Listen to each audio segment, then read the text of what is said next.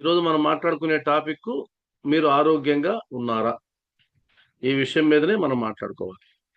అందరికీ స్క్రీన్ కనిపిస్తుందని అనుకుంటున్నా. కనిపిస్తుందా? ఎవరైనా చెప్పండి. కనిపిస్తుంది ఓకే, సారు. ఓకే. అలాగే, అలాగే, అలాగే వేణుగోపాల్.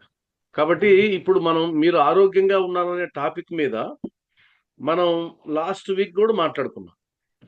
ఆ లాస్ట్ వీక్ లో మాట్లాడుకున్న దాన్ని ఒక్కసారి మనం వెనక్కి తిరిగి చూసుకుంటే ఎక్కువ కాలం ఎందుకు జీవించాలి అనే కాన్సెప్ట్ మాట్లాడుకున్నాం. కంక్లూజన్ ఏంటంటే ఎక్కువ కాలం జీవించడం అన్నది భగవంతుని గౌరవించడం అంటది. అలాంటిది శతాయుష్మాన్ భవ అని దీవించేటువంటి దానికి న్యాయం చేయడమే ఎక్కువ కాలం జీవించడం. అది కూడా మన జీవిత లక్ష్యమైనటువంటి ఆధ్యాత్మిక సాధనను ఎక్కువ కాలం చేసుకునేటువంటి అవకాశం, మన ఇష్టదైవాన్ని ఎక్కువ కాలం ఆరాధించుకునేటువంటి అవకాశం కోసం మనం ఎక్కువ కాలం జీవించాలి అని కూడా తీర్మానించుకున్నాం. అదేవిధంగా ఇకిగాయ్ అనే ఒక పుస్తకం గురించి మాట్లాడుకున్నాం. మీకు అమెజాన్ లో ఉంటుంది. అవకాశం ఉన్న వాళ్ళు కొనుక్కొని కూడా చదవమని చెప్పాం. చిన్న పుస్తకమే అది. ఇందులో వాళ్ళు ఎలా జీవిస్తున్నారు, ఎక్కువ కాలం ఎలా జీవించగలుగుతున్నారు అంటే వాళ్ళ యొక్క జీవన విధానమే అందుకు మూల కారణం అని కూడా మనం మాట్లాడుకున్నాం. అదేవిధంగా వీరి యొక్క రహస్యాలు ఏంటో సీక్రెట్లు ఏం కాదు. వీరు ఎక్కువ కాలం జీవించడానికి ఏవైతే కారణాలు ఉన్నాయో అవి లోకానికి అందరికీ తెలిసినటువంటి విషయాలే. కాబట్టి లోక విదితాలు. కానీ అన్నీ తెలిసినా మనం కొన్ని ఆచరించం. అది సమస్య. కాబట్టి ఆచరణకు నోచుకోనటువంటి జ్ఞానం ఎందుకు పనికిరాదన్నది ఇలాంటి వాటిని చూసినప్పుడు మనకు అనిపిస్తుంది. నాకు అన్నీ తెలుసు, కానీ నేనేమి పాటించను. నాకు అంత జ్ఞానం ఉంది, కానీ ఆ జ్ఞానాన్ని జీవితంలో ఉపయోగించను. అలాంటప్పుడు ఏం ఉపయోగం? వాటి వల్ల ఏం ప్రయోజనం? ప్రయోజనం లేనే లేదు. అందువల్ల నాలెడ్జ్ ఈజ్ పవర్ అనే దానికంటే కూడా అప్లైడ్ నాలెడ్జ్ ఈజ్ పవర్. ఏదైతే మనం అప్లై చేస్తామో ఆ నాలెడ్జ్ మాత్రమే పవర్. అదేవిధంగా సచ్చరిత్ర కూడా తీసుకోండి. సచ్చరిత్రలో ఒక జీవితాన్ని మార్చేటువంటి అంశాలు అనేకం ఉన్నాయి. 90% అవే ఉన్నాయి. ఒక భగవద్గీతలో అవే ఉన్నాయి, రామాయణంలో అవే ఉన్నాయి, మహాభారతంలో అవే ఉన్నాయి.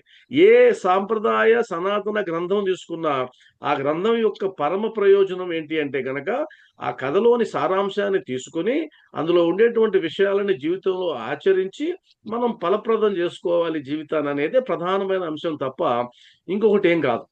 కాబట్టి మీరు ఆరోగ్యంగా ఉన్నారా అనడానికి మనం మాట్లాడుకున్న విషయాలు ఏంటంటే ఆరోగ్యంగా ఉండడం అంటే శారీరకంగా, మానసికంగా, భావోద్వేగపరంగా, సామాజికంగా సమతుల్యంగా ఉండడాన్ని ఆరోగ్యం అంటున్నాం తప్ప కేవలం ఫిజికల్ ఆరోగ్యం మాత్రమే ఆరోగ్యం కాదు. కాబట్టి ఫిజికల్ గా బ్రహ్మాండమైన ఫిట్ తో ఉండి ఒక చిన్న అవమానం జరిగితే ఆత్మహత్య చేసుకునే వాళ్ళు ఉన్నారనుకోండి, వాడు ఆరోగ్యంగా ఎలా ఉన్నట్టు? బ్రహ్మాండమైన ఫిజిక్తో ఉన్నాడు, సిక్స్ ప్యాక్ బాడీతో ఉన్నాడు. ఆ సిక్స్ ప్యాక్ బాడీ ఉండేవాడికి ఒక చిన్న అవమానం జరిగింది, లేదన్నా ఏదైనా నష్టం వచ్చింది, ఏదైనా కష్టం వచ్చింది, లేదా భార్యతో గొడవ వచ్చింది, లేదా అమ్మనాన్నలతో గొడవ వచ్చింది, వాడు వెంటనే ఉరేసుకున్నాడు అనుకోండి, వాడికి ఆరోగ్యంగా ఉన్నట్టు ఎలా తీర్మానిస్తాం మనం? వాడికి శారీరక ఆరోగ్యం ఉంది కానీ మానసిక ఆరోగ్యం లేదు. ఇప్పుడు చాలా మందికి అర్థం కాని ఒక విషయం ఏంటంటే సైన్స్ పెరిగినందువల్ల, సైన్స్ అభివృద్ధి చెందినందువల్ల శరీరాన్ని ఎక్కువ సంవత్సరాల పాటు నిలబెట్టుకునేటువంటి అవకాశం మనకు వచ్చింది. 58 ఏళ్ళకి రిటైర్ అయ్యేటువంటి మాలాంటి వాళ్ళకి, మా ఫీల్డ్ లో ఉన్న వాళ్ళకి 62 సంవత్సరాలు రిటైర్మెంట్ వేసి పెంచినా కూడా పనిచేస్తున్నారు, బాగా ఆరోగ్యంగానే పనిచేస్తున్నారు. అయితే అక్కడ శరీరం యొక్క స్థాయి మారుతుంది కానీ శారీరక ఆరోగ్యం మారుతుంది కానీ సైన్స్ పెరిగినందువల్ల మానసిక ఆరోగ్యానికి సంబంధించి మనం ఇంకా వెనకబడే ఉన్నాం. అదేవిధంగా ఎమోషనల్కి సంబంధించి వెనకబడే ఉన్నాం. సామాజిక ఆరోగ్యం గురించి వెనకబడే ఉన్నాం. ఇది మనం జీర్ణం చేసుకున్నట్లయితే పరిపూర్ణ ఆరోగ్యం లేదా సంపూర్ణ ఆరోగ్యం సాధ్యమవుతుంది. ఇది నా ప్రతిపాదన. కాబట్టి ఆ స్థాయిలో వెళ్ళడానికి మనం ఇదంతా మాట్లాడుకున్నాం. శారీరక ఆరోగ్యం అంటే ఏంటో మాట్లాడుకున్నాం. అదేవిధంగా మానసిక ఆరోగ్యం గురించి క్లుప్తంగా మాట్లాడుకున్నాం. ఇంకా మాట్లాడాల్సింది చాలా ఉంది. అదేవిధంగా భావావేశ నియంత్రణ ఆరోగ్యం, ఎమోషనల్ బ్యాలెన్స్ ఎలా, ఎమోషనల్ హెల్త్ని ఎలా, ఇది కూడా మాట్లాడుకోవాలి, ఇంకా పూర్తిగా మాట్లాడుకోవాలి. కాబట్టి సామాజిక ఆరోగ్యం గురించి కూడా మనం మాట్లాడుకోవాలి. ఇవంతా సిలబస్ అని చెప్పుకున్నాం, వాటి గురించి మాట్లాడుకున్నాం. కాబట్టి ఇప్పుడు మీరు ఆరోగ్యంగా ఉన్నారా అనేటువంటి అంశంలో మనం సెకండ్ ఎపిసోడ్కి వస్తున్నాం. ఇది రెండవ ఎపిసోడ్. ఈ ఎపిసోడ్లో మనం మాట్లాడుకునే ప్రతి విషయం ఆచరించాలి. అది మీరు కానీ నేను కానీ. ఆచరించనందువల్ల ఈ ఒక్క గంట మనకు నష్టం అవుతుంది తప్ప అది ఉపయోగపడే అవకాశం లేదు. మరలా తెలుసుకుంటాం అనేక విషయాలు, మరలా వదిలేస్తాం. కాబట్టి తెలుసుకోవడం వదిలేయడం వల్ల ఏంటి ప్రయోజనం? కాబట్టి ఈరోజు ఏదైతే మనం మాట్లాడుకుంటామో అందులో కొన్ని విషయాలైనా, అన్ని విషయాలు ఆచరించాలి. ఎందుకంటే ఫిజికల్‌గా మనం బాగుంటేనే కదా ఏదన్నా చేయగలం. కాబట్టి ఇదొకటి గుర్తుపెట్టుకోవాలి. దీంట్లో కొన్ని అంశాలు నేను చర్చకు తీసుకొనొస్తా. అదేంటంటే శారీరక ఆరోగ్యం గురించి కదా! శారీరక ఆరోగ్యం గురించి ఆయుర్వేదంలో చరక సంహిత అనేటువంటి గ్రంథంలో ఉన్నటువంటి ఒక వాక్యం. శరీరమాజ్యం ఖలు ధర్మ సాధనం. అంటే నువ్వేదైనా సాధన చెయ్యాలంటే ఆధ్యాత్మికంగా, లౌకికంగా ఏ సాధన చేయాలన్నా నువ్వు ధర్మ మార్గంలో నడవాలనుకోండి, లేదా భగవద్గీత చెప్పిన సూత్రాలన్నీ ఇవి నిజమా కాదా, ఇవి పనిచేస్తాయా లేదా తెలుసుకోవాలనుకోండి, లేదా సచ్చరిత్రలో బాబావారు ఇలా ఉండమన్నారు, అలా ఉండగలమా లేదా తెలుసుకోవాలనుకోండి, నువ్వు ప్రాక్టికల్ చేయాలంటే నీకున్న ఉపకరణం శరీరం మాత్రమే. కాబట్టి శరీరమాధ్యం కలు ధర్మ సాధనం, ఇది గుర్తుపెట్టేసుకోవాలి. శరీరం లేకుండా నువ్వు ఏమీ చేయలేవు, నీ వల్ల కాదు. అంటే ఒక ఆధారభూతం ఉండాలి. ఒక చెట్టుకి ఏ విధంగా అయితే భూమి ఆధారం అవుతుందో, ఏ చెట్టు కూడా గాలిలో నిలబడలేదు.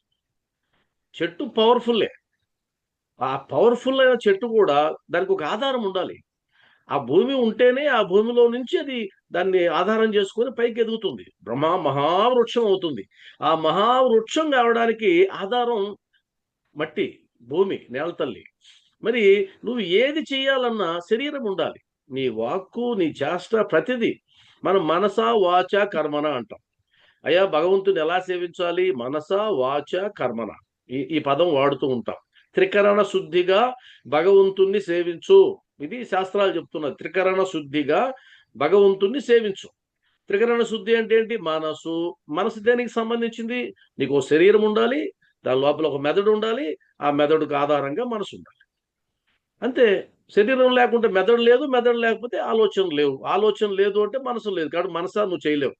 వాచ, వాచ అంటే మాట్లాడాలి, ప్రార్థించాలి, భగవంతుని కీర్తిని పొగడాలి, పాట పాడాలి. పాట పాడాలంటే నీకు వాక్కు ఉండాలి. నువ్వు మాట్లాడాలి. మాట్లాడాలంటే నీకు శరీరం ఉండాలి. కర్మన, కర్మన అంటే పని చేయాలి. పని చేయాలంటే నీ శరీరం ఉండాలి. కాబట్టి మనస, వాచ, కర్మన నువ్వు భగవంతుణ్ణి సేవించాలంటే నీకు హ్యూమన్ బాడీ లేకుండా నీకు సాధ్యం కాదు. అందువల్ల శరీరాన్ని తక్కువ అంచనా వేసి మాట్లాడకూడదు. ఇది తుచ్చమైన శరీరం అది అనకూడదు. దానికి సచ్చరిత్ర బ్యాలెన్స్‌గా చెప్పింది. రెండిటిని బ్యాలెన్స్ చేసి చెప్పింది. అంటే ఒకవైపు ఆధ్యాత్మిక కోణాన్ని చెప్పింది. మరొక వైపు లౌకికమైనటువంటి కోణాన్ని కూడా చెప్పింది. బ్యాలెన్స్ చేసింది సచ్చరిత్ర. కొన్ని ఆధ్యాత్మిక గ్రంథాలు ఏం చెప్తాయంటే, ఏందండి తుచ్చమైన ఈ శరీరం కోసమా? ఈ శరీర సౌఖ్యాల కోసమా? ఇవన్నీ కథలు. ఈ కథలొద్దు. ఎందుకంటే నువ్వు ఆ మాట ఎలా అయితే అన్నావో దానికి శరీరమే కదా ఆధారం. తుచ్చమైన శరీరం అండి. ఎక్కడి నుంచి వచ్చింది ఈ మాట నీకు? ఈ వాక్ ఎక్కడి నుంచి వచ్చింది? శరీరం లేకుండా మాట్లాడి చూద్దాం.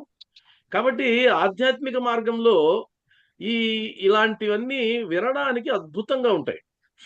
కానీ వాస్తవానికి అయి అబద్ధాలు. కానీ అలా మాట్లాడితేనే జనరంజకంగా ఉంటుంది. అలా మాట్లాడితేనే నాకు ఈ దేహం మీద ప్రేమ లేదండి అనంటే అది గొప్ప విషయం అనుకుంటాం మనం. చూసారా ఆయన అసలు ఆయనకు అసలు దేహాభిమానము లేదు. దేహాభిమానం లేదు. వారం రోజులు పళ్ళు తోమొద్దు. పళ్ళు తోముకుంటా ఉండు. దేహాభిమానం తెలిసిపోతుంది. నీ పక్కన ఎవరైనా కూర్చుంటే ధైర్యం చేసి. వారం రోజులు భోంచేయబాకు. అప్పుడు తెలుస్తుంది. అది ఒకరికే సాధ్యం.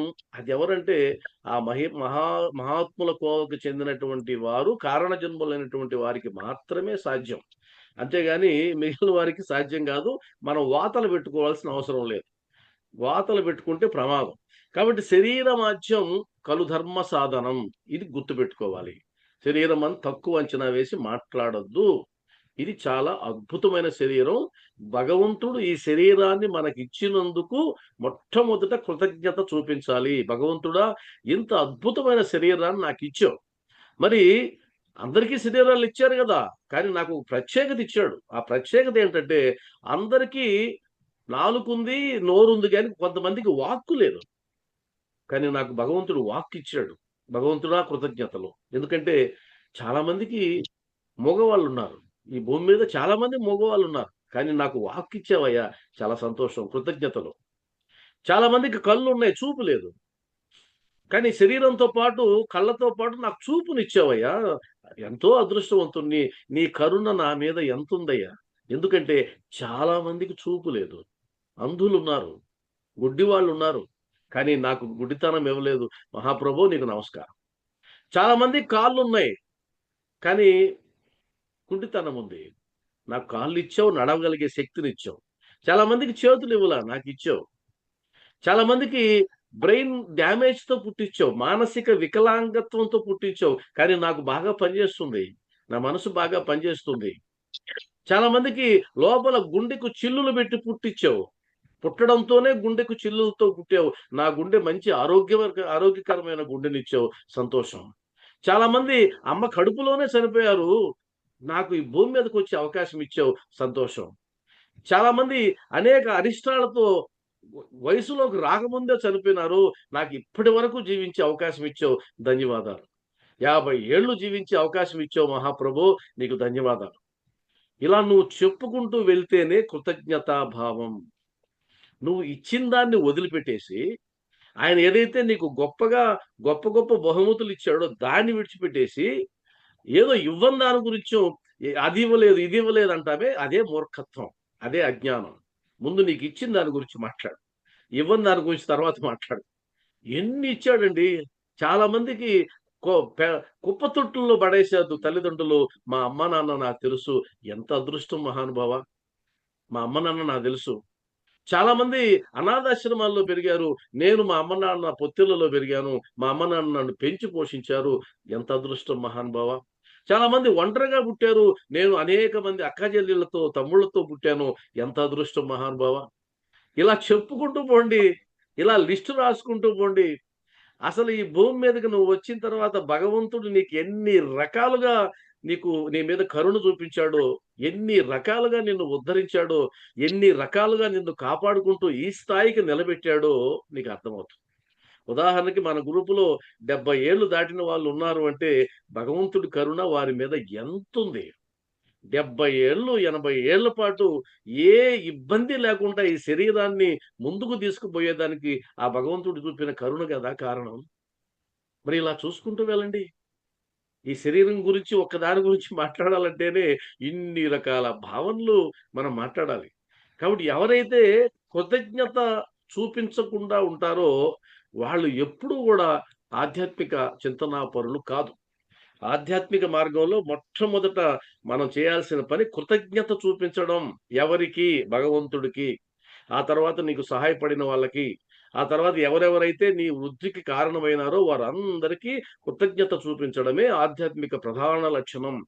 అలా కాకుండా ఇచ్చిన దాన్ని మర్చిపోయి, నాకు అదివ్వలేదు, ఇదివ్వలేదు, అది కోరుకున్నాను, అది కాలేదు, ఇది కోరుకున్నాను, ఇది కాలేకున్నా ఇదెలా ఆధ్యాత్మిక మార్గం అవుతుంది?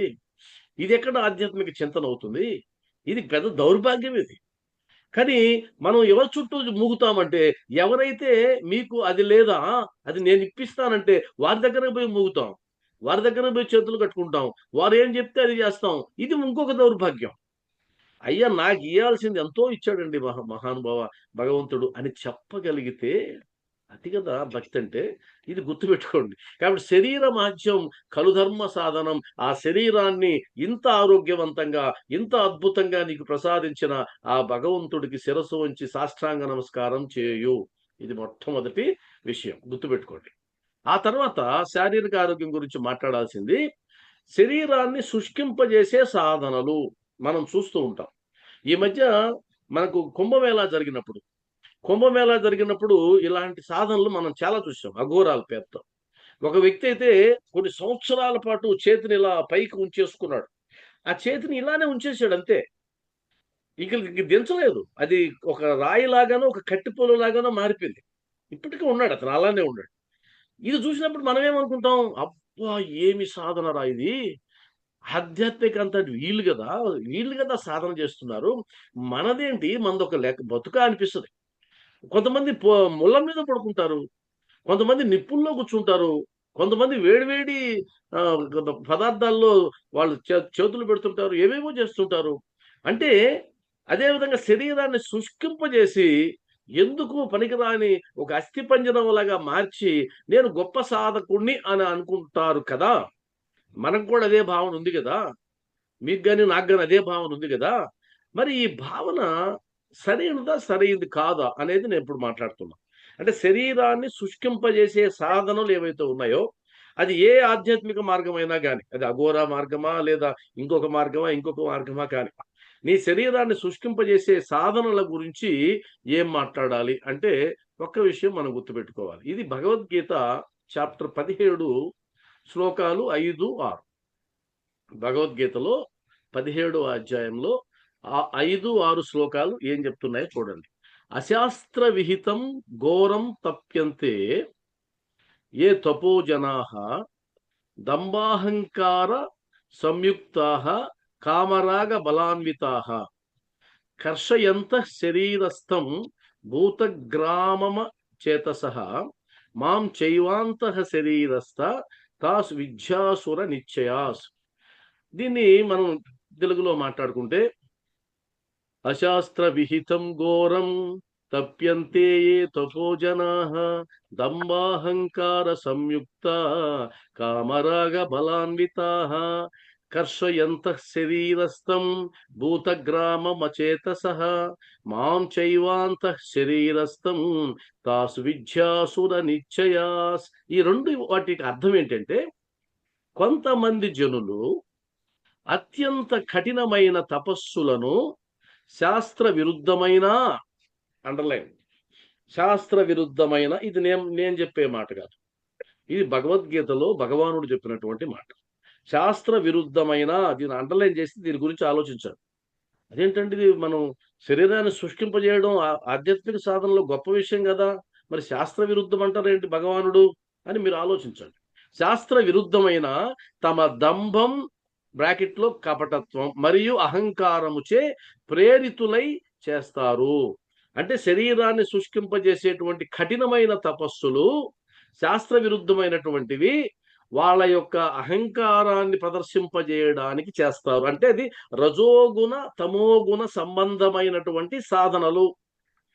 ఆధ్యాత్మిక సాధనలు కూడా 3 రకాలుగా ఉంటాయి. సత్వగుణ సంబంధిత సాధనలు, రజోగుణ సంబంధిత సాధనలు, తమోగుణ సంబంధిత సాధనలు. వీటిని మనం కాదనలేం. అందువల్లనే బాబావారు నీకు తపస్సులు అవసరం లేదు, నీకు కఠినమైనటువంటి హఠయోగాలు అవసరం లేదు అని నిక్కచ్చిగా చెప్పారు బాబావారు. మరి బాబావారు చెప్పింది శాస్త్రబద్ధమా కాదా మీరే పరిశీలించండి. మరియు కామము మరియు మమకారము చే ప్రేరేతులై, కామము అంటే కోరిక, నేను అది సిద్ధి సాధించాలి, ఆ అమ్మవారి నుంచి పూర్తి అనుగ్రహాన్ని సాధించాలి. మనం పాత సినిమాల్లో చూస్తూ ఉంటాం, కొంతమంది మంత్రగాళ్ళు అమ్మవారిని మెప్పించడానికి, అమ్మవారి కరుణ పొందడానికి బలులు ఇవ్వడం కూడా చూస్తూ ఉంటాం. ఈ మధ్య కాలంలో మన ఆంధ్రప్రదేశ్ రాష్ట్రం లాంటి వాటిలో కూడా ఈ బలులు ఇచ్చేటివి ఉన్నాయి.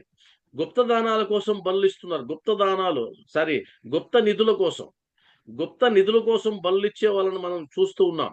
మదనపల్లిలోనో చిత్తూరులోనో ఒక కుటుంబం మొత్తం బలైపోయింది అలాంటి చేష్టాలకి.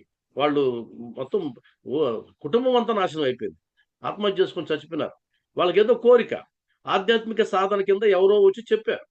వాళ్ళు ఎవరో వచ్చి చెప్తే మీ కుటుంబం అంతా ఈ సమయంలో ఆత్మహత్య చేసుకుంటే మరలా ఉన్నతమైనటువంటి జన్మలు ఎత్తుతారని చెప్తే వాళ్ళు అందరూ చచ్చిపోయారు. ఇంకొక దగ్గర 11 మందో 12 మందో, ఇది మనకు నెట్ఫ్లిక్స్ లో కూడా అనేక డాక్యుమెంటరీస్ వచ్చి ఉన్నాయి. ఒకేసారి దాదాపు 12 మంది అనుకుంటా ఒక గృహంలో వేలాడి చిన్న బిడ్డతో కూడా చనిపోయినారు. వాళ్ళు కూడా ఎందుకు చనిపోయినారు అంటే ఆధ్యాత్మిక సాధనలు అదొకటే నమ్మారు వాళ్ళు. ఆ విధంగా ప్రపంచంలో తీసుకుంటే ఆధ్యాత్మిక సాధనలని పేరు చెప్పి కుటుంబాలు చనిపోయిన వాళ్ళు ఉన్నారు. అది క్రిస్టియన్ మతంలో ఉంది, మన మతంలో ఉంది, ఏ మతంలోనైనా ఉంది. ఇవంతా దేనికోసం అని చెప్తున్నారంటే గీతాచార్యుడు, కామం, కోరిక, ఏదో సాధించాలి, ఏదో సిద్ధింపజేసుకోవాలి, మరియు మమకారం, ఏదో ఒక దాన్ని పొందాలి. వశీకరణ మంత్రాలని పేరు విన్నాం మనం. వశీకరణం, వశీకరణ మంత్రాలు, చేతబడులు, చిల్లంగులు ఇవన్నీ మనం వింటూ ఉన్నాం. ఇవన్నీ కూడా కామము, మమకారం ప్రేరేపితులై వారు తమ శరీర అవయవములనే కాక, ఇది అద్భుతమైన టాపిక్, మొన్న కూడా చెప్పాను ఇది, ఈ పాయింట్ని గుర్తుపెట్టుకోండి. అంటే వారు తమ శరీర అవయవములనే కాక వారి శరీరములోనే పరమాత్మగా ఉన్న నన్ను కూడా క్షోభ పెడతారు. ఇటువంటి బుద్ధిహీనులు అసురీగుణ సంకల్పంతో ఉన్నవారని తెలుసుకునుము. ఇటువంటి బుద్ధిహీనులు అసురీగుణ సంకల్పంతో ఉన్నవారని మనం గుర్తించాలి అని గీతాచార్యుడు చెప్తున్నాడు. దీని గురించి మీరు ఆలోచించకపోతే మనం అందరిలాగా మాయలో ఉండిపోతాం. అందరూ ఏ మాయలో ఉన్నారో మనం కూడా ఆ మాయలోకి వెళ్ళిపోతాం. ఎవరైతే శరీరాన్ని సృష్టింపజేసే సాధనలు చేస్తున్నారో వాళ్ళని మహాయోగులుగా మనం భావిస్తాం. వారు గొప్ప పురుషులుగా, సత్పురుషులుగా మనం భావిస్తాం. కానీ వాస్తవం అలా లేదు. అది శాస్త్ర విరుద్ధం అని భగవద్గీత చెప్తోంది. షిరిడి సాయినాథుడు కూడా చెప్పాడు. హఠ యోగాలు మనకొద్దు, షట్శాస్త్ర పండిత్యం కూడా వద్దు, కడుపు మార్చుకోవడాలు వద్దు, మీరు ఏ ఉపాసనలు చేయాల్సిన పని లేదు అని ఎందుకు చెప్పాడు అంటే, అందులో చివర్లో ఉంది చూడండి, అదేంటి అద్భుతం అంటే, వారు తమ శరీరాన్నే కాకుండా ఆ శరీరంలో ఉన్న నన్ను కూడా బాధ పెడుతున్నారు అన్నాడు. అది గొప్ప విషయం. అంటే శరీరంలో ఎవరున్నారు? నువ్వు ఒక్కడివేనా ఉంది? లేదు. శరీరంలో భగవంతుడు ఉన్నాడు కదా, ఆత్మస్వరూపుడై ఉన్నాడు కదా, కాబట్టి నీ చైతన్య స్వరూపుడే ఉన్నాడు కదా. ఆ ఆ ఆ భగవంతుడు అనే శక్తి లేకపోతే, చైతన్యం లేకపోతే నువ్వు ఎలా చేస్తున్నావు ఇవన్నీ? మరి ఆకలితో ఉండడం అంటే నిన్ను ఒక్కడనే బాధ పెట్టుకోవడం కాదది, భగవంతుని కూడా బాధ పెట్టడం, క్షుద్బాధ. ఒక సాధన చేస్తున్నావు, శరీరాన్ని శుష్కింపజేసే సాధన అంటే అది శరీరాన్ని, నీ శరీరాన్ని కాదు, అది అందులో ఉన్న భగవంతుని కూడా నువ్వు శోభ పెడుతున్నావని. ఈ ఒక్క పాయింట్ మనకు గాన అర్థమైతే ఇంక మనం ఆ ఆలోచనలు చెయ్యము. ఇది గుర్తుపెట్టుకోండి. అందువల్ల సాయిబంధులారా, బాబావారు ఒక మాట చెప్పారు అనంటే అది ఎంత అద్భుతంగా ఉంటుందో మీకు ఇప్పుడు అర్థం కావాలి. అలా అలా చెప్పడానికి కారణం ఏంటి అనేది మీకు అర్థం అవ్వాలి. అలా అర్థమైతే గనక అప్పుడు మనకు తెలుస్తుంది. కాబట్టి ఒక విషయం మనం గుర్తుపెట్టుకున్నట్లయితే ఇంకొక విషయాన్ని మనం షేర్ చేద్దాం. తర్వాత పాయింట్. కాబట్టి శరీరాన్ని సృష్టింపజేసే సాధనలు అవసరం లేదు, వద్దు. తర్వాత ఏం చెప్తున్నారు? శ్రీ సాయి సచ్చరిత్రలో ఒక అద్భుతమైనటువంటిది ఉంది. శ్రీ సాయి సచ్చరిత్ర అధ్యాయం 8. ఇందులో అది పెద్ద పారాగ్రాఫ్, అది దాన్ని కట్ చేస్తాం. శరీరం ఉండుట చేతనే మానవుడు తన దేహము యొక్క, జగత్తు యొక్క అనిత్యత్వమును గ్రహించి ఇంద్రియ సుఖముల పట్ల విరక్తి పొంది నిత్య అనిత్య వివేకముతో కడకు భగవత్ సాక్షాత్కారమును పొందుచున్నాడు. సచ్చరిత్రలో వాక్యం. ఇది చాలా పెద్ద మ్యాటర్. దీన్ని మనం ఇప్పుడు కానీ విశ్లేషించుకోవడం మొదలు పెట్టామంటే గంట దీనికి సరిపోతుంది. దీని అర్థం ఏంటంటే, శరీరం ఉండడం చేతనే నువ్వు భగవత్ కృపాన్ని పొందగలుగుతున్నావు, భగవత్ సాక్షాత్కారాన్ని పొందగలుగుతున్నావు. అక్కడ వరకు తీసుకున్నాం. ఆ తర్వాత దేహమును ముద్దుగా పెంచి విషయ సుఖములకు మరగినచో నరకమున పడెదము. ఇది సచ్చరిత్రలో మాట. అంటే దాన్ని ముద్దుగా పెంచి విషయ సుఖాలకు అలవాటు చేసినట్లయితే అప్పుడు నువ్వు నరకానికి వెళ్తావు. కాబట్టి ఉచిత మార్గం ఏమన్నా, దేహమును అశ్రద్ధ చేయకూడదు, దానిని లోలత్వముతో పోషించను కూడదు. ఇంత అద్భుతమైనటువంటి మెసేజ్, ఇంత క్లారిటీ, ఇంత స్పష్టత మీకు ఎక్కడా దొరకదు. మీరు పరిశీలించి చూడండి. అంటే దేహాన్ని తక్కువ చేసి చెప్పేవాళ్ళు ఉన్నారు, దేహాన్నే ప్రేమించండి, బ్యూటీ పార్లర్కి వెళ్ళండి, ఈ హెయిర్కి ఈ రంగులు వేయండి, ఆ రంగులు వేయండి, శరీరం మసాజ్ చేసుకోండి అని చెప్పేవాళ్ళు ఉన్నారు. అంటే శరీరం మీద శ్రద్ధ చూపించండి అనేవాళ్ళు ఉన్నారు, శరీరాన్ని అశ్రద్ధ చేయండి అనేవాళ్ళు ఉన్నారు. కానీ బ్యాలెన్స్డ్గా చెప్పింది షిరిడి సాయినాథుడు మాత్రమే. అది అటు లౌకికం, ఇటు ఆధ్యాత్మికం, రెండింటిని కలబోసి తీసుకెళ్లిన వాడే షిరిడి సాయినాథుడు. ఆధ్యాత్మికం, భౌతికం రెండు ఒకటే, రెండు వేరువేరుగా ఆయన ఎప్పుడు చూడలేదు. కాబట్టి దానిని, దేహమును అశ్రద్ధ చేయకూడదు, దానిని లోలత్వముతో పోషింపనకూడదు, తగు జాగ్రత్త మాత్రమే తీసుకోవాలి. దానికి ఏం చెప్పాడు కింద? గుర్రపు రౌతు తన గమ్యస్థానము చేరు వరకు గుర్రమును ఎంత జాగ్రత్తగా చూసుకునునో అంత జాగ్రత్త మాత్రమే తీసుకునవలెను. ఎక్కువ ప్రేమించాల్సిన పని లేదు, అలాగని ఎక్కువ దాన్ని నిర్లక్ష్యం చేయాల్సిన పని లేదు. నీకు ఒక టార్గెట్ ఉంది, నీకు ఒక లక్ష్యం ఉంది. ఆ లక్ష్యం ఏంటంటే భగవత్ సాక్షాత్కారమా, లేదా మోక్షమా, ముక్త్యా, లేదా మరణించేంత వరకు సంపూర్ణ ఆరోగ్యంతో మరణించడమా, వెళ్ళేటప్పుడు ఎలాంటి ఇబ్బందులు లేకుండా ఈ శరీరాన్ని విడిచిపెట్టడమా, ఏ లక్ష్యం అయితే నువ్వు అనుకుంటావో ఆ లక్ష్యాన్ని చేరేంత వరకు నువ్వు దాన్ని జాగ్రత్తగా చూసుకో అని చెప్తూ గుర్రంతో పోల్చాడు. గుర్రపు రౌతు తన గుర్రాన్ని కాపాడుకుంటాడు. కాబట్టి ఇక్కడ నువ్వు ఆత్మస్వరూపుడు అయినా కూడా నీ ఆత్మస్వరూపం అనేటువంటి జ్ఞానం తెలియడానికి శరీరమే కారణం కాబట్టి దాన్ని కాపాడుకుంటూ వెళ్ళు అని అద్భుతమైన స్పష్టతని ఇవ్వడం జరిగింది. కాబట్టి సాయి బంధువులారా, భౌతిక విద్య, ఆధ్యాత్మిక విద్యని వేరు వేరుగా చూడడం అలవాటు చాలా మందికి. చాలా మందికి ఇది అలవాటు. భౌతిక విద్య వేరు, ఆధ్యాత్మిక విద్య వేరు. ఈ 2 ఎలా కలుస్తాయండి అంటారు. 100కి 100% కలుస్తాయి. 100కి 100% కలుస్తాయి. ఎందుకంటే భౌతికం లేకుండా ఆధ్యాత్మికం లేదు. ఆధ్యాత్మికం లేకుండా భౌతికం ఉన్నా వృథా. వేస్ట్. నువ్వొక కుక్కలాగానో, ఇంకొకటిలాగానో ఉంటావు. ఉదాహరణకి మహాభారత యుద్ధం జరిగేటువంటి సందర్భంలో మహాభారత యుద్ధం, ఆ కురుక్షేత్రం, ఆ సంగ్రామాన్నంతా చూసిన వాళ్ళల్లో వేదవ్యాసుల వారు కూడా ఉన్నారు. ఎందుకంటే ఆయన రచించాలి కదా, రికార్డ్ చేయాలి కదా. కాబట్టి ఆయన ఆ క్షేత్రాన్నంతా పరిశీలిస్తున్నారట. ఒకసారి ఆ యుద్ధం జరిగేటువంటి సందర్భంలో ఆయన ఒక బాటలో పోతున్నాడు. బాటలో పోతూ ఉంటే అక్కడ ఒక చిన్న పురుగు పరిగెత్తుకుంటూ రోడ్డు దాటిందట. పరిగెత్తుకుంటూ రోడ్డు దాటింది. చిన్న పురుగు. ఈయన గమనించాడు వేదవ్యాసుల వారు. గమనించి ఇది పురుగు దగ్గరికి వెళ్ళి అడిగారట. ఏమండి పురుగు గారు, మీరు అంత తొందరగా ఎందుకు రోడ్డు దాటుతున్నారు అన్నాడు. అప్పుడు ఆ పురుగు మాట్లాడిదట. దానికి ఆ శక్తినిచ్చాడు ఆయన. పురుగు మాట్లాడే శక్తినిచ్చాడు. అప్పుడు ఆ పురుగు మాట్లాడిదట, మహాప్రభు చూస్తున్నావు కదా, ఆ రథాల చప్పుడు వింటున్నావు కదా, ఆ రథ చక్రాలు ఎక్కడి నుంచో బయలుదేరాయి, నాకు తెలుస్తూ ఉంది. ఆ శబ్దం, ఆ స్పర్శ, ఆ వైబ్రేషన్స్ వస్తున్నాయి. నేను గనక త్వరపడి రోడ్డును దాటకపోతే ఏ రథం చక్రం కింద పడి నలిగిపోతానో భయంతో నేను పరిగెత్తుతున్నాను. అంటే ప్రాణం మీద తీపితో నేను పరిగెత్తున్నానంటే వేదవ్యాసుల వారికి ఆశ్చర్యం వేసింది. అరే నువ్వు ఇంత చిన్న పురుగువి, నీకెందుకు అంత బతుకు మీద తీపి అన్నాడంట ఆయన. అప్పుడు ఆ పురుగు అన్నదట, మహాప్రభో, నీకు జీవితం ఎంతో నాకు జీవితం అంతే. నీకు ఏవైతే నువ్వు ఈ శరీరంతో చేస్తావో అవన్నీ నేను చేస్తా. కాబట్టి నీకు నాకు సైజుల్లో తేడా గాని తత్వంలో తేడా లేదని పురుగు ఉపదేశం చేసిందట.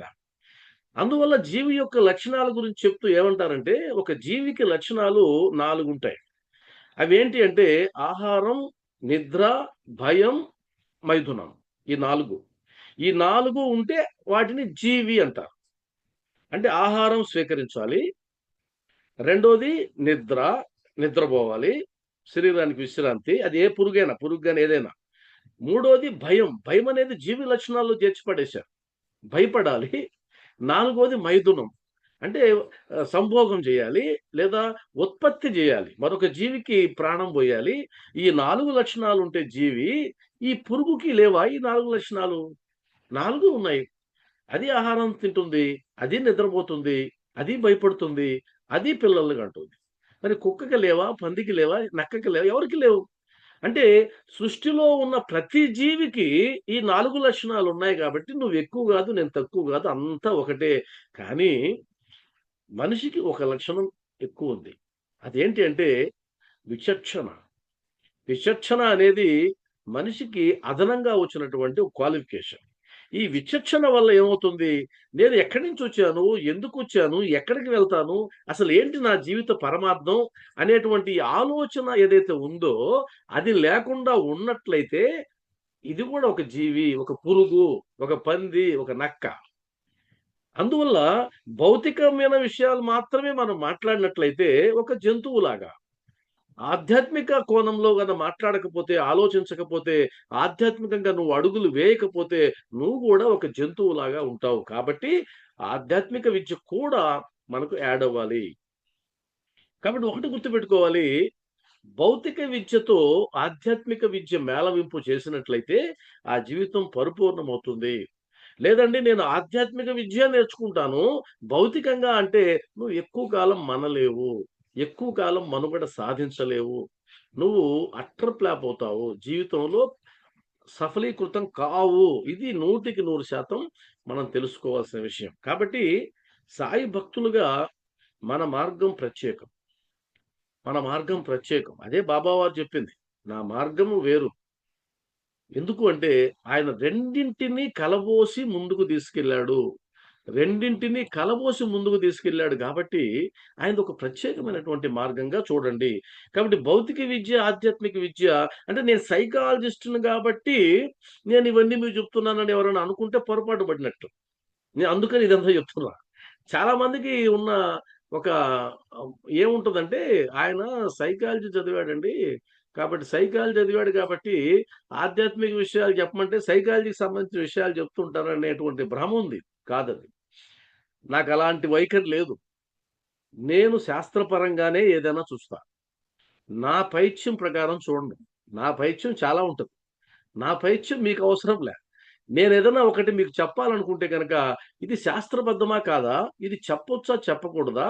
అని ఆలోచించకుండా మీ ముందు నేను పెడతానని మాత్రం దయచేసి అనుకోవద్దు. నేను ఖచ్చితంగా ఏదన్నా ఒక విషయం మీతో మాట్లాడేటప్పుడు దాదాపు అన్ని గ్రంథాలను నేను పరిశీలిస్తా.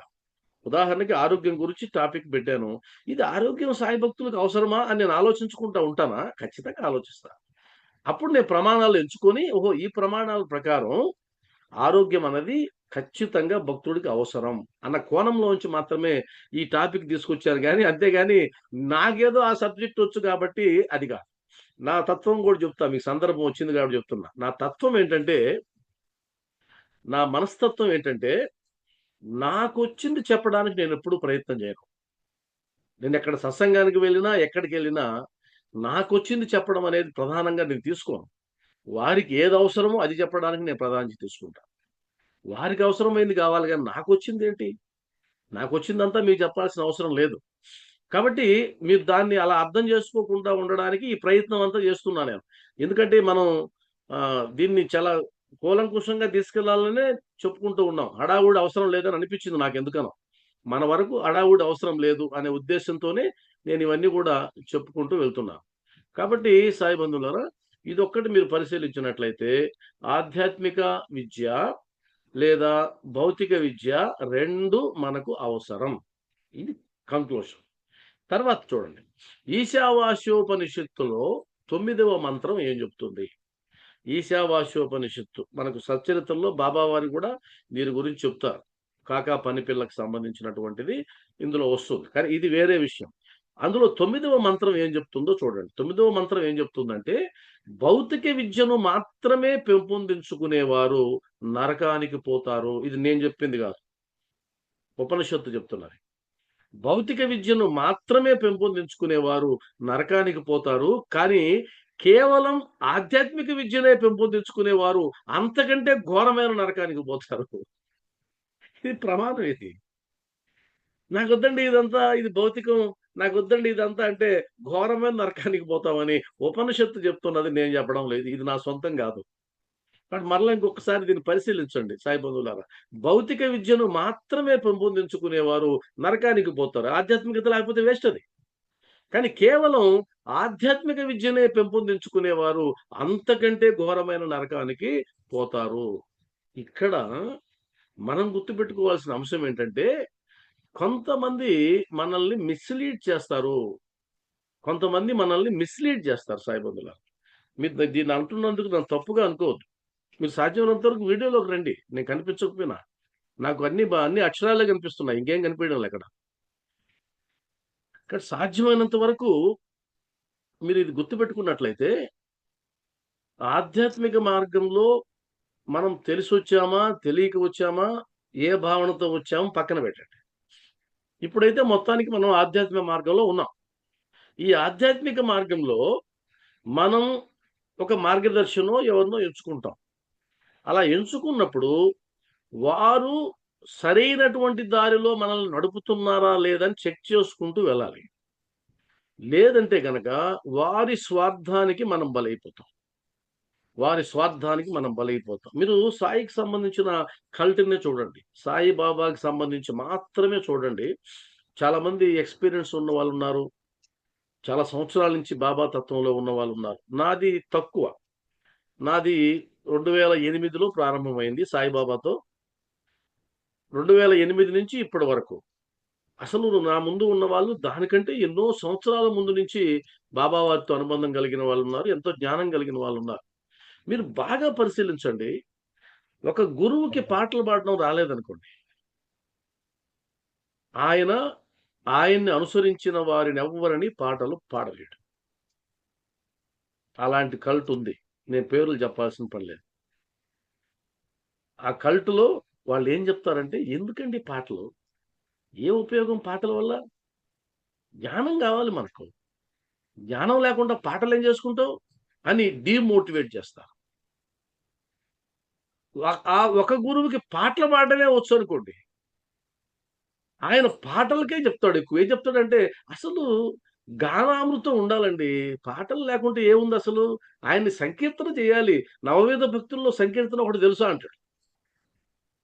అర్థమైంది కదా! ఇంకొక ఆయనకు బాబాని మాత్రమే కొలవడం నాకిష్టం లేదు.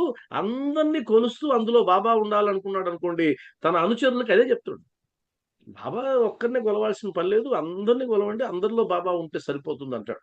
ఇంకొకరికి బాబా తప్పితే ఇంకొకరు వద్దు అనిపించిందనుకోండి, ఆయనకున్న ఆ అభిప్రాయాన్ని వారందరికీ చుడతాడు.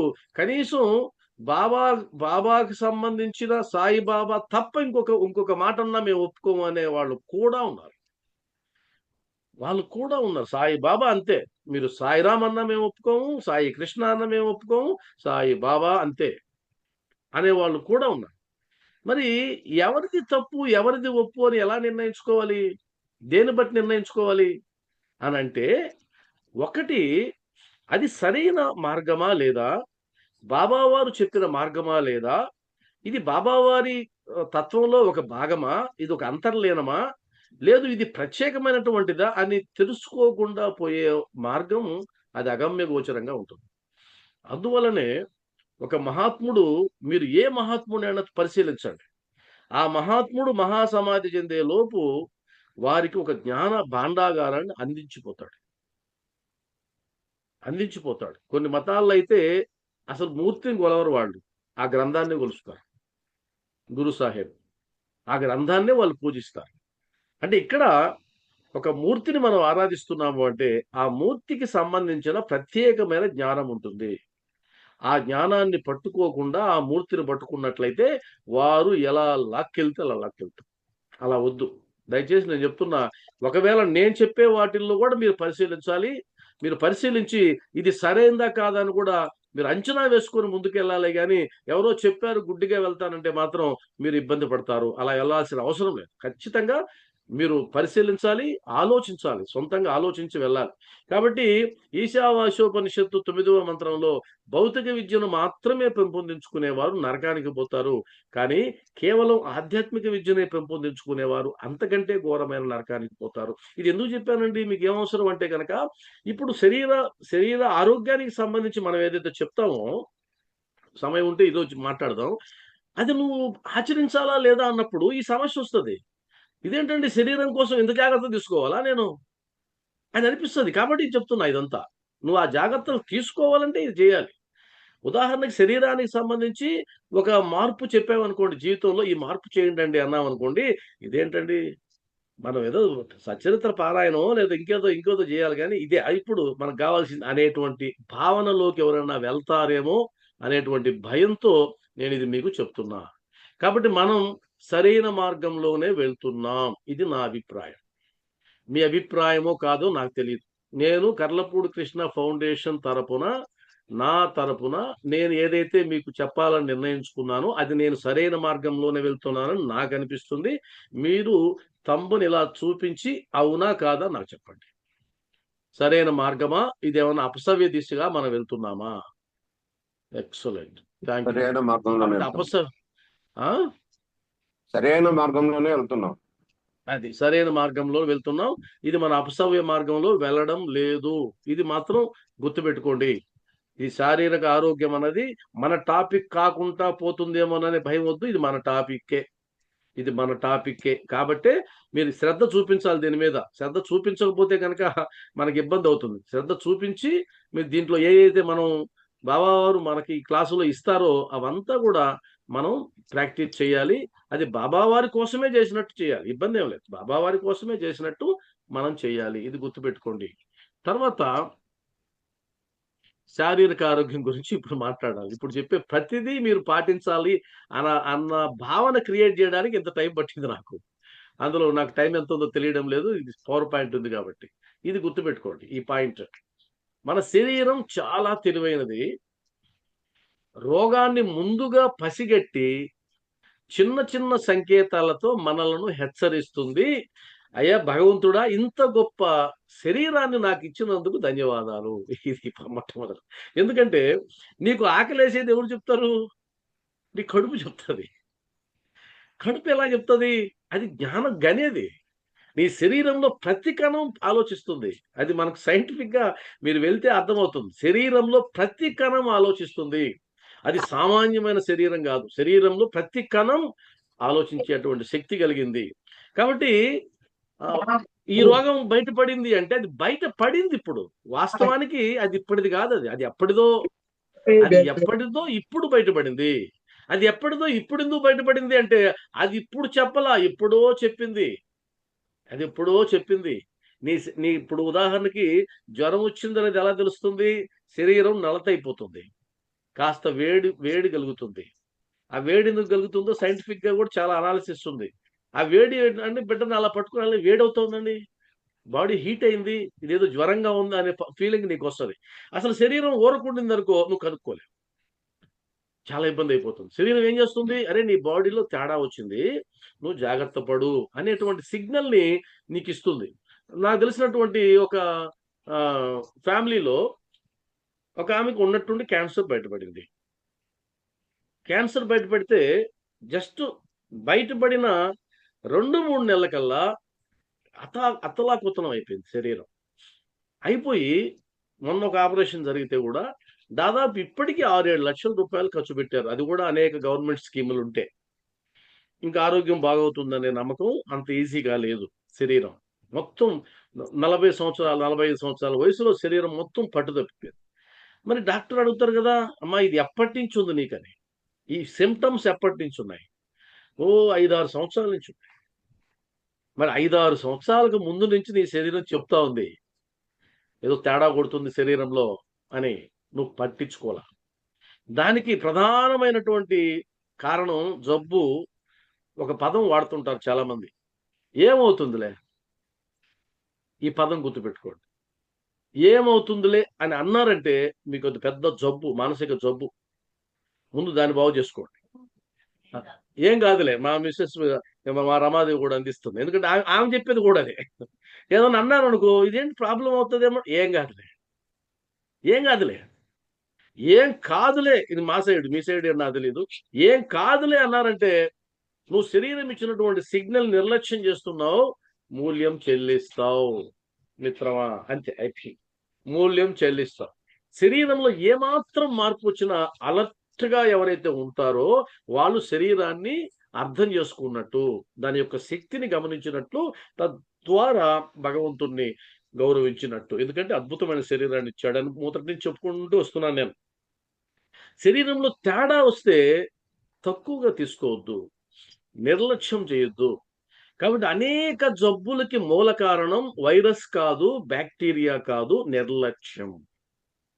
అనేక వ్యాధులకి మూల కారణం నిర్లక్ష్యం. ఈరోజు ఆస్పత్రి బెడ్ మీద చావు బతుకుల్లో పోరాడుతున్న వారి అందరి వెనక ఈ సూత్రం అప్లై అయి ఉంటది. అది ఏం కాదనుకున్నామండి అంటారు. వాళ్ళు మాట్లాడేటప్పుడు కూడా అదే అంటారు. అదేం కాదనుకున్నాం, ఇంత మోపు చేస్తుందని అనుకోలేదు. అదే నీ భ్రమ.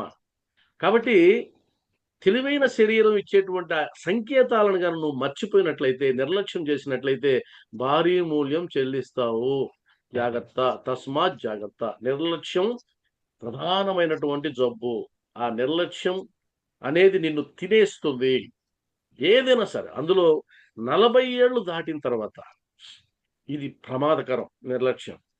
50 ఏళ్ళు దాటిన తర్వాత ఇంకా ప్రమాదకరం. 60, 70 ఏళ్ళు దాటిన తర్వాత నువ్వు అనుక్షణం జాగ్రత్తగా ఉండాలి. తస్మాత్ జాగ్రత్త అక్కడ వర్తిస్తది. షుగర్ వచ్చిందనుకోండి 5, 6 నెలల పాటు టెస్టులు చేయించుకోకుండా సంవత్సరం పాటు టెస్టులు చేయించుకుంటూ ఉండేవాళ్ళు, అయ్యే మాత్రలు కంటిన్యూ చేసేవాళ్ళు ఉంటారు. మేము బిజీ అండి అంటారు. ఇప్పుడు బిజీనే, తర్వాత కాల్లో చేయదు తీయాల్సి వచ్చినప్పుడు తెలుస్తుంది. అప్పుడు నువ్వు బాధపడే ప్రయోజనం లేదు. అప్పుడు కాళ్ళు చేతులు కాళ్ళు తీసి పడేస్తారు పక్కన.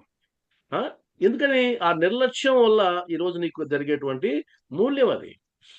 అందువల్ల ఎప్పుడైనా సరే 6 నెలలకు ఒకసారి చెక్ చేయించుకోవడం. అసలు వాస్తవానికి సైన్స్ ఏం చెప్తుందో తెలుసా? 50 సంవత్సరాలు దాటిన తర్వాత ప్రతి 6 నెలలకి చెక్ చేయించాలి బాడీని. ఎందుకంటే శరీరంలో ఉండే అవయవాలు అరుగుతూ ఉంటాయి. శరీరంలో ఉండే కండరాలు అరుగుతూ ఉంటాయి. ఎముకలు అరుగుతూ ఉంటాయి. మనం చూపించుకుంటూ వెళ్ళాలి.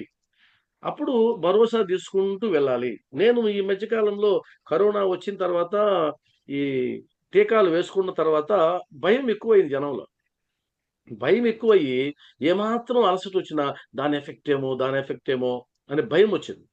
నాకు కూడా కరోనా వచ్చింది. నాకు హై లెవెల్లోకి వెళ్ళింది కాబట్టి షుగర్ కూడా భయపడుతూ ఉండేవాడిని. నేనేం చేశాను? నేను భయపడితే నాకెలా తెలుస్తుంది? అందువల్ల ఒకసారి హార్ట్ స్పెషలిస్ట్ కాడికి, ఒకసారి లివర్ స్పెషలిస్ట్ కాడికి వెళ్ళి చెక్ చేయించుకుంటే సరిపోద్ది. వాళ్ళ ఉపకరణాలు ఉన్నాయి, వాళ్ళ సైంటిఫిక్ పరికరాలు ఉన్నాయి, తేల్చి పడేస్తాయి. ఈ మధ్య కూడా మరలా రెండోసారి వెళ్ళొచ్చాను. డాక్టర్ కాడికి వెళ్ళగానే, హార్ట్ స్పెషలిస్ట్ కాడికి వెళ్ళగానే ఆయన ఊరికే ప్రాథమికంగా చెక్ చేసి మీకేం అవసరం లేదు సార్, మీరు వెళ్ళండి అన్నాడు. నేను ఒప్పుకోను, నాకు పరీక్షలు చేయాలని చెప్పాను. పరీక్షలు చేయాలంటే ఇంత డబ్బు అవుద్ది, 3,300 అవుద్ది సార్, ఎందుకు సార్ ఈ ట్రెక్కింగ్ ఇదంతా అంటే, అవసరం లేదు. ఆ 3,300 కంటే విలువైంది నా జీవితం. 5,000 కంటే విలువైంది నా జీవితం.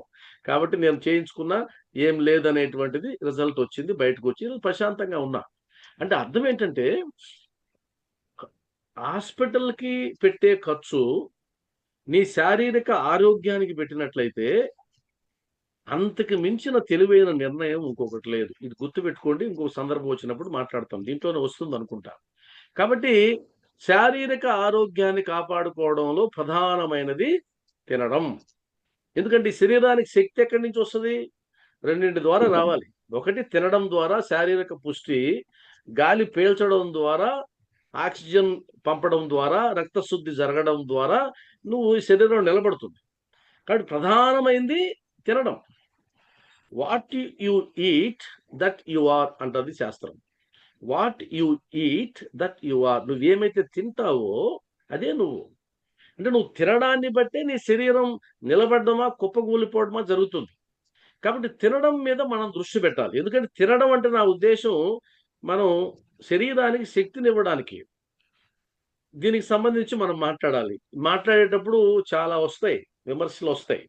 విమర్శించినట్టు ఉంటుంది, మనల్ని ఎత్తి పొడిచినట్టు ఉంటుంది. కానీ వాటిని మనం తట్టుకొని పాటించగలమా లేదా చెక్ చేసుకొని మనం ముందుకెళ్ళాలి. ఇది ఎవరిని విమర్శించినట్టు కాదు, ఇంకొకటి కాదు. కాబట్టి ఇది ఎంత ఉంది టైం? ఇంకా మనకు ఇంకా 3 నిమిషాలే ఉంది. 4 నిమిషాలు ఉంది సార్. ఆ, ఆ? 4 నిమిషాలు ఉంది సార్. అవునా? 4 ఎన్ని minutes. నిమిషాలు? 4 minutes. 4 minutes. అన్నయ్య. 4 minutes లో ఆపేద్దామా? ఒక 5 నిమిషాలు పర్లేదా? పర్లేదు సార్. సార్ కంటిన్యూ చేద్దాం సార్. ఓకే, ఎక్కువసేపు వద్దు, ఒక 5 నిమిషాలు, ఒక టాపిక్ కంటిన్యూ వరకు చేద్దాం. వెళ్దాం. మనకి ఎటు ఇది అయ్యేది కాదు ఇప్పుడల్లా. ఇప్పుడు ఒకటి మనం గుర్తుపెట్టుకున్నట్లయితే ఇందులో ఒక విషయం మాత్రమే, ఒక స్లైడ్ గురించే మాట్లాడదాం. ఇంకా మిగతాది మళ్ళీ ఇంకొకసారికి మనం మాట్లాడదాం. కాబట్టి గుర్తుపెట్టుకోండి, ఎప్పుడైనా సరే శారీరకానికి సంబంధించి ఒక 2-3 విషయాలు మాత్రమే మనం మాట్లాడదాం. తినడం అనేది, ఆహారాన్ని స్వీకరించడం. దీనికి సంబంధించి మనం ఏం తెలుసుకోవాలి ప్రాథమికంగా అంటే, ఈ 4 ప్రశ్నలకి సమాధానాలు మీకు వచ్చేస్తే, మీకు తెలిసిపోతే తినడం మీద నీకు ఒక పట్టు వచ్చినట్టు. తినడం మీద, ఆహారం మీద ఒక పట్టు వచ్చినట్టు. అంటే ఎందుకు తింటున్నాం? ప్రధానమైన ప్రశ్న. ఆ ప్రశ్న వేసుకోవాలి, ఎందుకు తింటున్నాం? ఏదన్నా ఒక తినేటప్పుడు ఎందుకు తింటున్నాం? ఉదాహరణకి ఈ మధ్య నేను ఇది ప్రిపేర్ అవుతున్నాను కదా, ఈ ప్రిపేర్ అయ్యేటప్పుడు ప్రాక్టికల్గా కొన్ని ఆలోచనలు వస్తుంటాయి మనకు. ఇప్పుడు నా మిస్సెస్ వచ్చి భోంచేద్దు టైం అయిందంటే, ఎందుకేంటి? తినాలి కదా. తినాలి కదా అని తినకూడదు, తినాల్సి వస్తే తినాలి. Simple logic. తినాలి కదా, 3 పూటలా తినాలి కదా, అది తప్పుడు ఆలోచన. అంటే నీకు అదొక జాబ్ చాట్ అయిపోయింది. తినేయాలి అంతే, తినడం కాదు ప్రధానం. ఎందుకు తింటున్నావు? ఒకటి. కాబట్టి ఇది ఓ ప్రశ్న, ఇది పెద్దది, ఇది నేను ఊరికే చెప్తున్నా, ఇది మనకు టైం సరిపోదు. ఎందుకు తింటున్నాం అన్నది ఈ శరీరాన్ని నిలబెట్టుకోవడానికా, నీ కోరిక తీర్చుకోవడానికా, నీ జిహ్వ చాపల్యాన్ని తీర్చుకోవడానికా, లేదు మొహమాటానికా, ఎందుకు తింటున్నాం? ఈ కొంతమంది పెళ్లి శరీరాన్ని పత్రికలు ఎత్తుకొని నిలబెట్టడం వస్తారు. కోసం. పెళ్లి పత్రికలు ఎత్తుకొని వచ్చినప్పుడు ఆ పెయిన్ అనుభవిస్తారు చాలా మంది. పెళ్లి పత్రికలు ఎత్తుకొని ఇంటింటికి వస్తుంటారు కదా, ఇంటింటికి వచ్చినప్పుడు హలో మా మీట్లోకి వెళ్ళండి, ఎవరో మీట్లోకి వెళ్ళండి దయచేసి. మరి పెళ్లి పత్రికలు తీసుకొని వచ్చినప్పుడు ప్రతి ఒక్కరు ఏదో ఒకటి ఆఫర్ చేస్తారు. టీ తాగమనో, ఇంకోటనో. వాళ్ళ కర్మదాలుగా అన్ని తాగాల్సి వస్తుంది, తినాల్సి వస్తుంది. అది ఎంత పెద్ద ప్రమాదం అది. వాళ్ళు ఒప్పుకోరు. మేము ఇప్పుడే తినొచ్చామండి టిఫిను. తిన్న కాడికి ఎంత తినబోతారు? ఇదొక డైలాగ్. అంటే తిన్నారు కదా, ఇంకెంత తినబోతారు?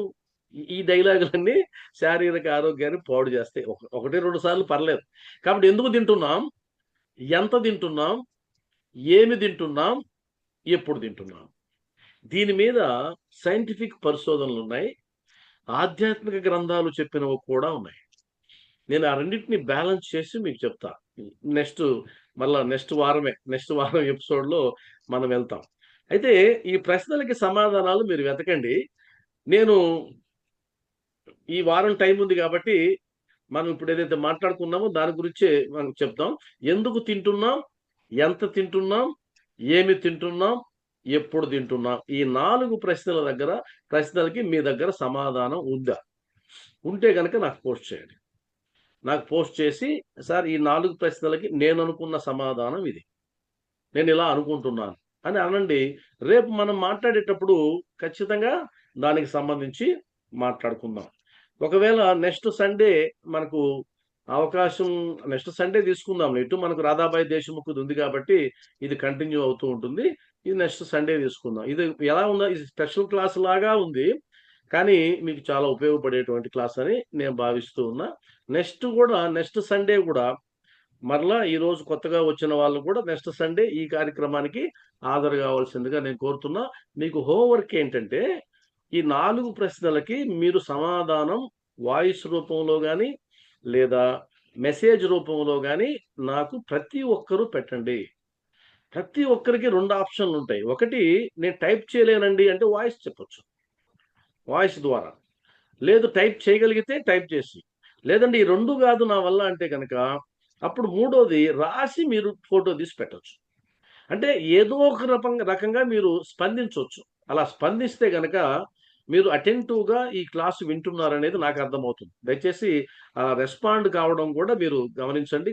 మీరు అలా రెస్పాండ్ కండని నేను కోరుకుంటూ ఉన్నా. దీనికి సంబంధించే శారీరక ఆరోగ్యానికి సంబంధించే ఇంకొక 2 ఎపిసోడ్‌లు వచ్చే అవకాశం, అంత నాలెడ్జ్ మనకు ఆధ్యాత్మిక గ్రంథాలు ఇచ్చాయి. తెలుసుకుందాం, ఇబ్బందేం లేదు. కాబట్టి దీన్ని హడావుడిగా ముగించడం కంటే కూడా కూలంకుషంగా చెప్పుకోవడమే మంచిదని నేను భావిస్తూ ఉన్నా. కాబట్టి సాయి బంధువులారా, మనం దీన్ని ఇక్కడ ఆపేస్తాం. వచ్చే ఆదివారం ఈ శారీరక ఆరోగ్యానికి సంబంధించి తినడం అనే అంశం మీద మనం మాట్లాడుకునే ప్రయత్నం చేద్దాం.